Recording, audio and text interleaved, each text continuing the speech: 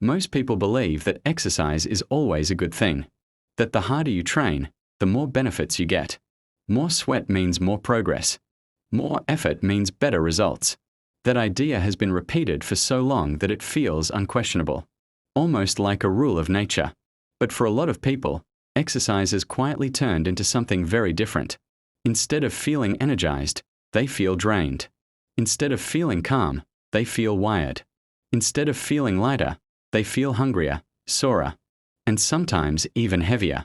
If you've ever finished a workout feeling exhausted, shaky, unusually hungry, or like you need hours to recover, please subscribe and like this video. This channel exists to explain why your body reacts this way, and how to make exercise work for you instead of against you. Here's the part most people don't realize. Your body does not experience exercise as fitness. It experiences it as stress. Not bad stress, not dangerous stress, but stress nonetheless. Exercise is a controlled challenge to your system. And whether that challenge leads to fat loss, strength and energy, or to exhaustion and frustration, depends entirely on the hormonal state you bring into it. Most people never think about that state. They go into workouts already tired, already underfueled, already stressed, already running on caffeine and willpower. Maybe they slept poorly. Maybe they skipped meals. Maybe they've been eating less all week trying to lose weight. Maybe life stress has been high for months. And then they add intense exercise on top of that. From the outside, it looks disciplined. From the inside, the body sees danger. When you start exercising in that state, the nervous system does not say, "Great, let's adapt and burn fat." It says, "We are already under pressure. Prepare to survive." Stress hormones rise. Cortisol increases. Adrenaline kicks in. Heart rate climbs not just from movement, but from alertness. The body shifts into a mode designed to protect energy, not release it. This is where hormone chaos begins. Cortisol is not a bad hormone. You need it. It helps you wake up, focus, and respond to challenges. But chronically elevated cortisol sends a very clear message to your body. Hold on. Do not waste resources. Preserve stored fuel. Stored fuel is fat. So even though you're moving your body, even though you're sweating, even though you feel like you're doing everything right, the internal signal says the opposite of what you want. It says, now is not the time to let go. This is why some people exercise consistently and still struggle with fat loss. Not because exercise doesn't work, but because the hormonal environment surrounding that exercise is working against them. And here's what makes this especially frustrating. On the surface, nothing seems wrong. You're showing up. You're following the plan. You're pushing yourself. But the feedback from your body keeps getting worse. Recovery slows down. Soreness lasts longer. Hunger after workouts becomes intense. Cravings show up later in the day. Sleep feels lighter and more restless. Over time, exercise stops feeling like something that builds you up and starts feeling like something that takes from you.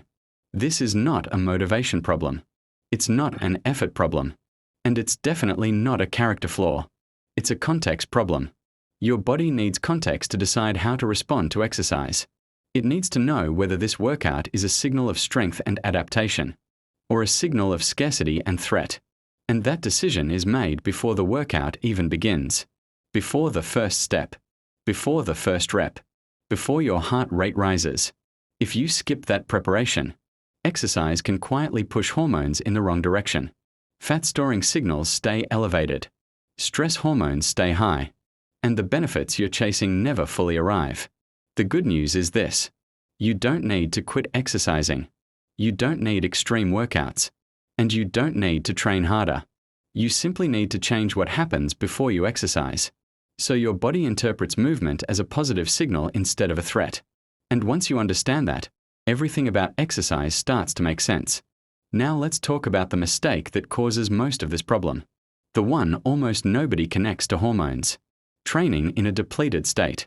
A lot of people believe that exercising on empty, or half empty, burns more fat. That if you eat less before a workout, your body will be forced to use stored fat for fuel. On paper, it sounds logical. In reality, the body does not work like a spreadsheet. When you exercise without enough available energy, your body does not calmly switch to fat burning. It panics. Here's why. Your brain does not run on fat directly. It runs primarily on glucose. When glucose availability is low and you suddenly demand intense physical effort, the brain senses a threat. It immediately signals the adrenal glands to release cortisol and adrenaline. Those hormones exist for one reason: survival. They raise blood sugar. They break down muscle tissue to create glucose. They suppress fat release. They increase appetite later as compensation.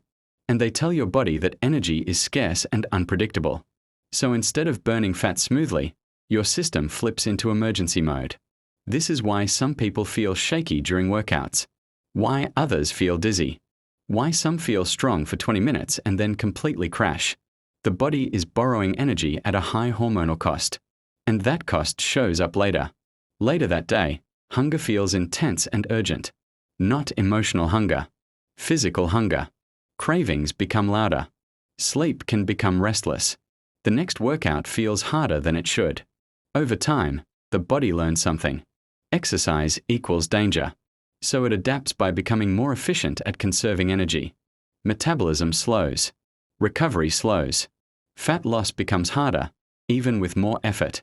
Now let's add another layer. Caffeine. Many people rely on caffeine before workouts. Coffee, energy drinks, pre-workout powders. Caffeine can absolutely improve performance in the short term.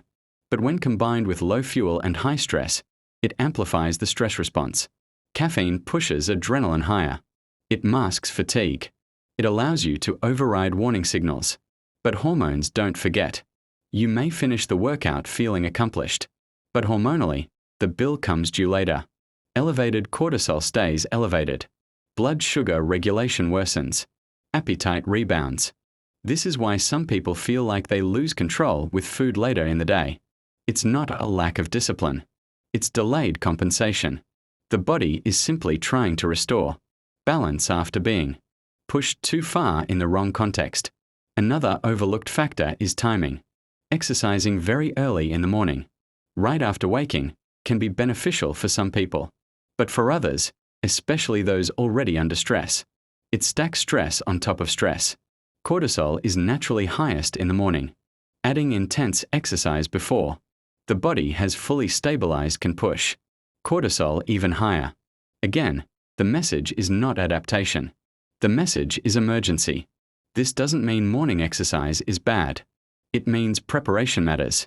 A small amount of the right fuel before training can completely change the hormonal response. Even something simple. Protein. A small amount of carbohydrate. Enough to tell the brain that energy is available. When the brain feels safe, the body responds differently. Insulin stays controlled instead of spiking later. Cortisol rises temporarily but comes back down. Fat becomes accessible. Recovery improves. Hunger becomes calmer. The same workout, done in a different hormonal context, produces a completely different result. This is the part most fitness advice ignores. They focus on what exercises to do, how many representatives, how many minutes. But the body cares far more about signals than movements. Signals of safety versus signals of threat. When you exercise in a state of perceived safety, your body adapts. When you exercise in a state of perceived danger, your body defends. Understanding this changes everything. Now let's talk about what actually works. Not complicated routines. Not extreme rules. Just simple steps that change the hormonal message your body receives before you exercise. Think of this as preparing the terrain before you build anything. If the foundation is unstable, the structure fails. Your workout is the structure. Hormones are the foundation. The first step is pre-workout nourishment. This does not mean a large meal. It means giving your brain enough information to feel safe. A small amount of protein before training can lower the cortisol response significantly. Protein tells the brain that resources are available. It reduces the need to break down muscle for emergency glucose. This alone can change how your body experiences exercise. Adding a small amount of carbohydrate can further stabilize the response, especially if workouts are intense or long. This is not about fueling performance. It is about preventing threat perception. When your brain does not sense scarcity, insulin stays calmer, cortisol peaks lower, and fat becomes accessible instead of protected. The second step is hydration with intention. Many people train mildly dehydrated without realizing it. Even mild dehydration raises cortisol. It increases heart rate. It increases perceived effort. A glass of water before training, with a small pinch of salt if needed, helps maintain blood volume and supports the nervous system. This keeps the workout in the adaptation zone instead of the alarm zone. The third step is warming up correctly. Not rushing. Not shocking the system. A gradual warm-up tells the nervous system that movement is controlled and predictable. This lowers stress hormones before intensity begins. Jumping straight into high effort sends the opposite signal. Even 5 minutes of controlled movement can shift the hormonal response of the entire session. The fourth step is managing stimulation. If you rely heavily on caffeine, consider lowering the dose or delaying it until after your body has stabilized. Caffeine on top of stress amplifies chaos. Caffeine on top of balance enhances performance. The goal is not to eliminate stimulants. It is to use them intelligently. Now here is the most important part. Pay attention to how you feel after workouts, not just during them. If you feel calm, clear, and steady after training, hormones are working with you. If you feel shaky, ravenous, irritable, or exhausted, something needs adjustment. The workout itself may be fine. The preparation is not. Your body gives feedback constantly. Learning to listen is the fastest way to improve results. If this perspective is new to you, take a moment to subscribe and like this video. This channel focuses on understanding how the body actually responds, so you can stop fighting yourself and start working with your biology. Finally, remember this. Exercise is not supposed to feel like punishment. It is supposed to feel like cooperation. When you prepare your body correctly, workouts stop draining you and start building you. Fat loss becomes easier. Energy becomes steadier. Recovery improves. You don't need to train harder. You need to train smarter. And it starts before you even begin.